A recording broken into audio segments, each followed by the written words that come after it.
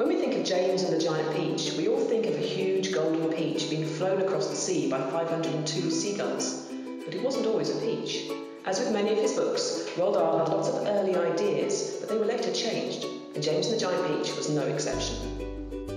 In the archive here at the Roald Dahl Museum and Story Centre, we have some evidence that things were not always so peachy. The first glimpse we get of the cherry is in one of Roald's ideas books. He kept these books to note down ideas for stories to use in the future, and if we open the book up here, we can see there's one here called The Cherry That Wouldn't Stop Growing, a fairy story. We also see a cherry mentioned in the first draft manuscript of the book. In this version, a pond skater called the giant cherry.